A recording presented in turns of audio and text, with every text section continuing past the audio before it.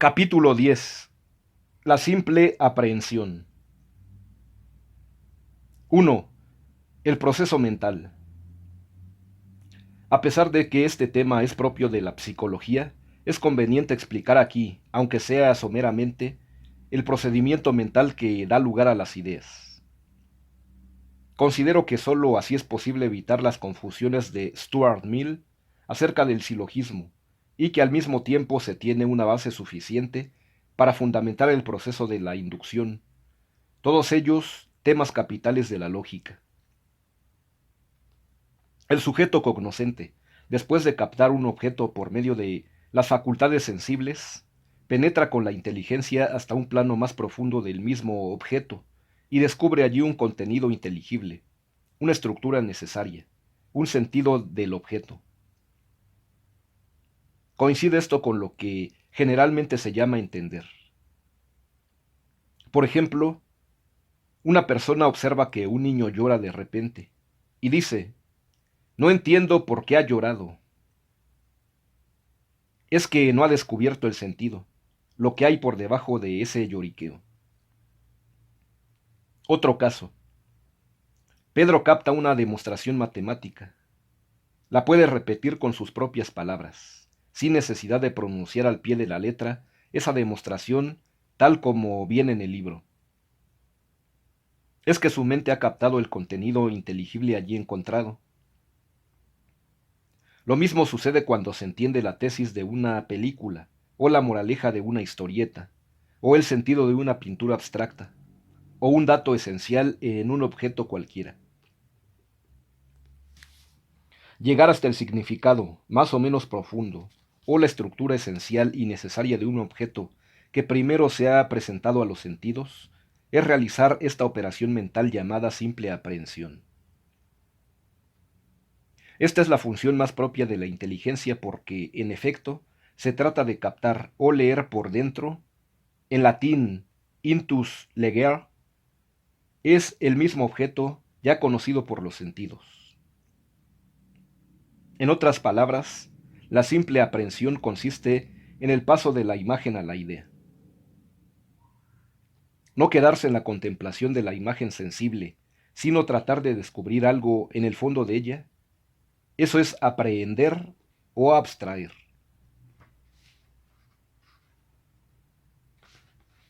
A. Esta primera operación mental se ha llamado abstracción en cuanto que ella se separa y deja a un lado lo sensible, y el sujeto considera solo lo inteligible. La abstracción se suele explicar también como la demostración, la desmaterialización del objeto, para quedarse con un contenido inmaterial, llamado forma o estructura, o también esencia. B.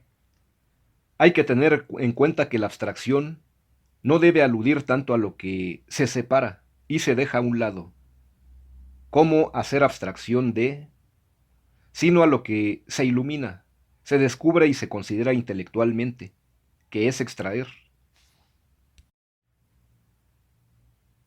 Así pues, un mayor grado de abstracción debe indicar no tanto un mayor empobrecimiento de notas objetivas, sino una mayor profundización y enriquecimiento intelectual en el dato inteligible. Esto es precisamente lo que se pretende en la llamada abstracción formal. C. Al respecto, es interesante recordar aquí la teoría del entendimiento agente de Santo Tomás, según la cual dicha facultad ilumina el fondo del objeto y hace posible la captación de lo inmaterial, innecesario, inmerso en lo material y contingente. Confróntese, Suma Teológica, 1.85. Los autores modernos insisten a su manera en esta penetración dentro de un dato invisible para los sentidos. Husserl habla de la intuición de una esencia. Heidegger habla de la penetración en el ser de los entes. Kant explica el hecho como la aportación de una forma a priori. La cuestión estaría en saber dirimir si esa forma aportada hace posible el descubrimiento de la forma propia de la cosa, o la encubre.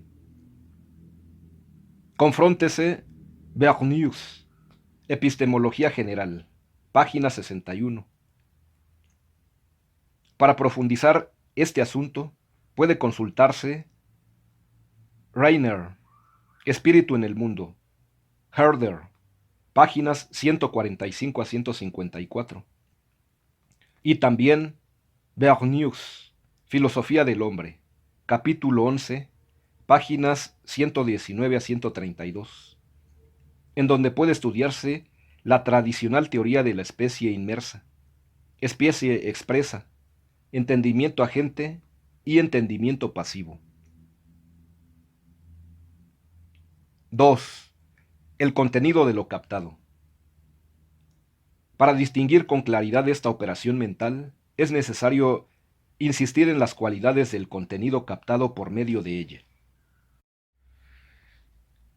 Sin embargo, es el capítulo siguiente el encargado de ampliar la explicación. La inteligencia del sujeto está buscando algo en el fondo del objeto, y hasta se puede notar la inquietud en el rostro de una persona, inquietud que indica una búsqueda todavía infructuosa. Por fin, parece que se le ilumina el rostro. Es que su inteligencia ha captado su objeto propio, que es un elemento necesario del objeto. Entender significa captar algo necesario, una estructura necesaria, algo que se da de tal manera que, si faltara, el objeto sería otro muy diferente. Por esto, el objeto de la inteligencia también se llama esencia, o en latín, quiritas.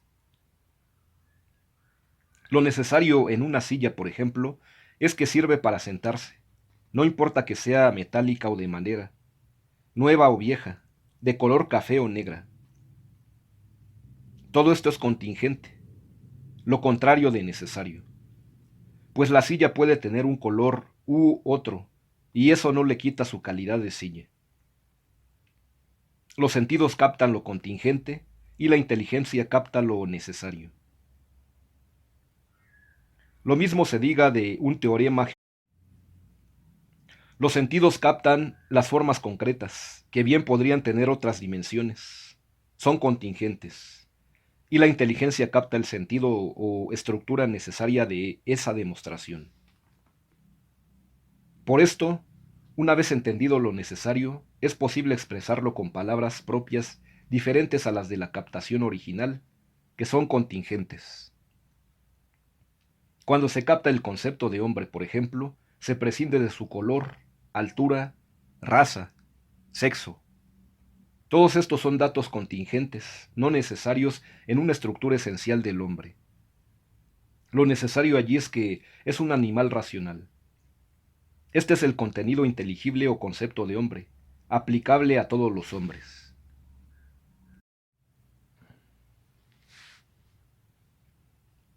Es oportuno ahora rechazar la creencia de que la simple aprehensión consiste en captar un cierto esquema borroso que de alguna manera contiene a los objetos que se asemejan en algo. Tampoco consiste en sacar una especie de común denominador de varios objetos. La prueba es que esta operación mental puede realizarse, y de hecho se realiza, frente a un objeto solo. No sería absolutamente indispensable conocer varios ejemplares de una misma especie para captar lo necesario en ella. Sin embargo, hay que reconocer que este procedimiento ayuda en muchas ocasiones. Pero la confusión puede caber cuando se cree que la simple aprehensión consiste en quedarse con algunos datos sensibles comunes en varios entes. Se trata de captar un dato inteligible, y esto es posible frente a un solo objeto que lo contenga. De hecho, frente a varios ejemplos que se pueden dar para entender algo, puede ser que el primero y el segundo no sirvan, pero quizá en el tercero, uno solo, el alumno entienda de golpe la idea. Este ejemplo muestra que la inteligencia busca lo inteligible. Y lo inteligible, hemos dicho, es lo necesario. Confróntese, Hoenen, Le Théorie du Jugement, páginas 141 a 151. En un tratado de crítica se puede hacer ver que lo universal del concepto es una consecuencia de lo necesario en estado abstracto. Confróntese, Bernoux, Epistemología General, página 61. El empirismo en general no ha sabido distinguir estos dos planos y ha caído en graves confusiones. Recuérdese el caso citado ya, de Berkeley. Esta anotación debe aclarar lo dicho en el capítulo correspondiente a las representaciones sensibles e intelectuales. Por razones didácticas allí está hecha la diferenciación de los dos planos sobre la base de lo singular y lo universal. En realidad, lo universal es algo derivado de lo necesario. 3. Definición de la simple aprehensión. Con estas explicaciones previas, podemos ya dar una definición de la primera operación mental. Consiste en captar mentalmente un dato inteligible, o también, la simple aprehensión es la operación mental por la cual un sujeto capta un elemento necesario del objeto, es decir, una idea. Y por último, de un modo abreviado, también se puede decir que la primera operación mental es el paso de la imagen a la idea. La palabra aprehender no está indicando que se trata de una captura, de un acto de captar, pero por supuesto en un plano mental. La palabra simple del nombre que lleva tradicionalmente esta operación nos indica que se trata de una operación no sencilla, sino realizada en un solo acto, sin partes. Confróntese, Maritain, el orden de los conceptos, página 36. Es decir, o se capta algo o no se capta. Y la captación suele ser de golpe, a veces irrumpiendo estruendosamente. Es lo que se expresa cuando se dice de pronto, tengo una idea. La simple aprehensión es, pues, lo mismo que concebir una idea, o conceptuar. De la palabra concebir surge el derivado concepto. El producto de esta concepción es, pues, la idea o concepto. No es una operación sencilla. En muchas ocasiones consiste en entender algo difícil. También se llama intuición, queriendo indicar que el hombre capta, en un objeto material, su significado profundo, que está allí latente pero oculto a los sentidos. A. El propósito de la intuición intelectual. Nótese el grave desacuerdo que al respecto existe entre los filósofos. Algunos la niegan, como Kant, otros la aceptan, explicándola de diversos modos, como en el caso de Platón, Husserl y los tomistas modernos como Maritain. De paso, anoto aquí que en mi tesis para optar como maestro en filosofía, titulada Intuición y Abstracción, sostengo que las dos operaciones señaladas son llevadas a cabo por el hombre. Explico allí la intuición, de un modo semejante a la simple aprehensión tratada en el presente capítulo. Enseguida aclaro que la abstracción tiene el mismo objeto de la intuición intelectual, pero en estado abstracto, de tal manera que el conocimiento científico, al manejar y definir conceptos, utiliza necesariamente esta operación. Sin embargo, el conocimiento cotidiano, aunque supere el nivel de los sentidos, se contenta con la intuición de un sentido o estructura necesaria, sin llevar a cabo esta abstracción o aislamiento del concepto en cuanto tal. Posteriormente, he encontrado un curioso acuerdo con mi tesis en un libro moderno de metafísica. Corret, Metafísica, página 368. B. La filosofía atomista distingue entre abstracción formal y abstracción total, y luego señala 3 grados en la primera. Sus explicaciones suelen tener ciertas diferencias.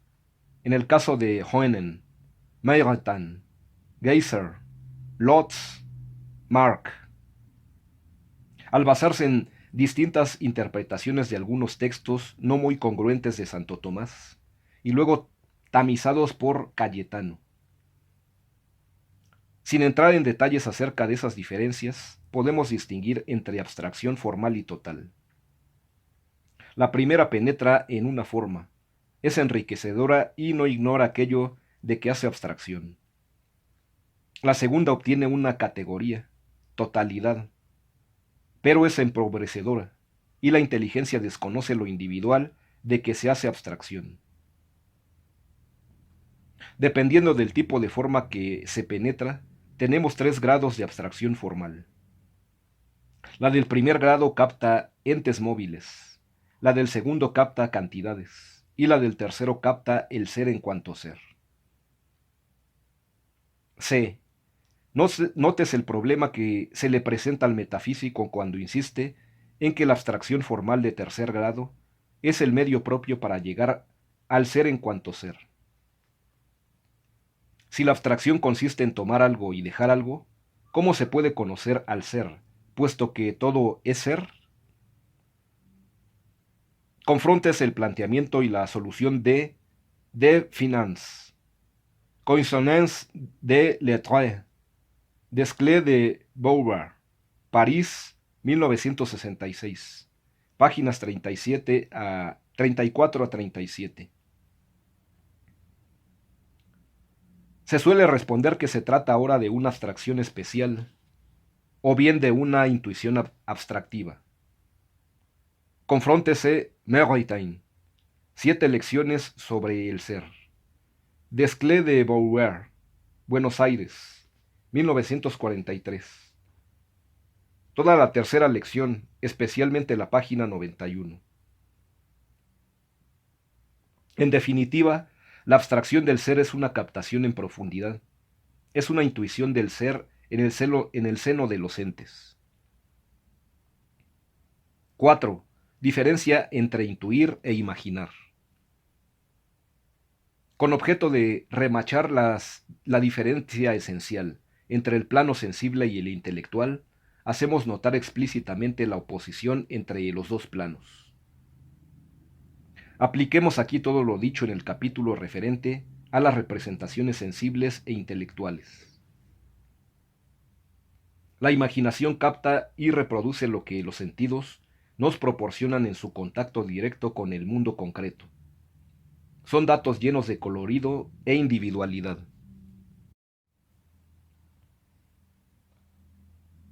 Pero la inteligencia se mueve en otro plano diferente, a pesar de que se trata de los mismos objetos materiales. Es que ellos tienen otros datos para ofrecerlos a la facultad intelectual. Así como el sonido no se puede captar por la vista, así tampoco el concepto es captable por ninguna facultad sensible. Hay, pues, una diferencia entre las dos operaciones, pero pueden ser simultáneas, de tal manera que, al mismo tiempo que veo un libro, puedo pensar en su contenido intelectual. Es más, para poder captar el contenido intelectual, se necesita de una base material a partir de la cual es posible extraer su sentido o contenido inteligible. Aristóteles lo ha dicho con una fórmula inmortal.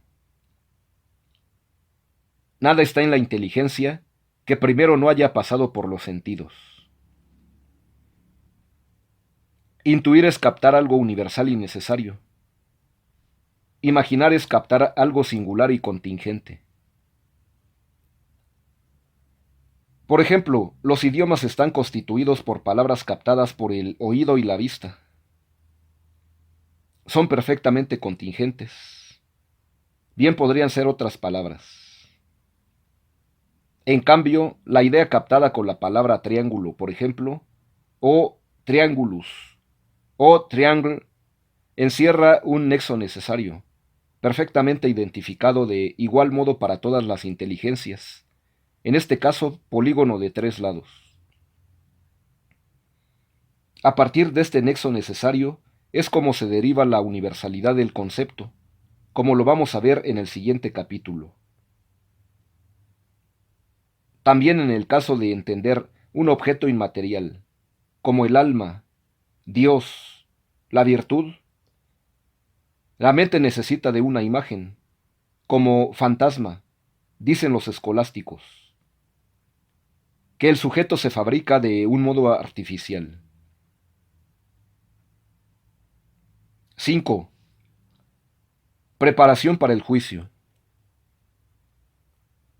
Esta primera operación, en realidad, no suele darse aislada, sino como paso previo para el juicio, que es la operación natural de la mente. La simple aprehensión es como un medio paso que pide completarse con algo más para llegar a una situación de equilibrio. En efecto, como lo veremos después, la mente, al afirmar o negar una relación entre dos conceptos y sintetizarlos en la realidad, es cuando llega a posesionarse de la verdad, que es su objetivo. Además, según la doctrina atomista, el ente está compuesto de esencia y de existencia. La primera operación mental capta la esencia y solo el juicio se refiere a la existencia. Por tanto, el conocimiento completo de un ente solo tiene lugar cuando se realiza la segunda operación mental. Confróntese, Bernews, obra citada, página 227.